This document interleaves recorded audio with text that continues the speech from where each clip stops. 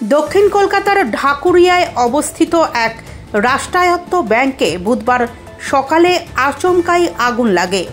ব্যাংকের ভেতর থেকে ধোঁয়া বের হতে দেখা যায় বলে জানিয়েছেন স্থানীয়রা। তৎক্ষণাৎ খবর দেওয়া হয় স্থানীয় থানায় ও দমকলে। খবর পেয়ে ঘটনাস্থলে ছুটে আসে দমকলের 6টি ইঞ্জিন। দীর্ঘ প্রচেষ্টার পর দমকল কর্মীরা আগুন নিয়ন্ত্রণে আনতে সক্ষম হন। ঘটনার সময় ব্যাংক বন্ধ ছিল। ভেতরে কোনো কর্মী বা নিরাপত্তারক্ষী উপস্থিত ছিলেন না বলে সূত্রে জানা গেছে। ফলে বড় ধরনের প্রাণহানির ঘটনা ঘটেনি।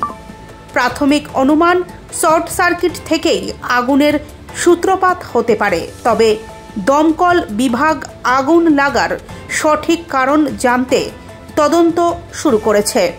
স্থানীয়দের দ্রুত পদক্ষেপ ও দমকলের তৎপরতাতেই বড় বিপদ এড়ানো সম্ভব হয়েছে বলে জানা গিয়েছে পুলিশ সূত্রে।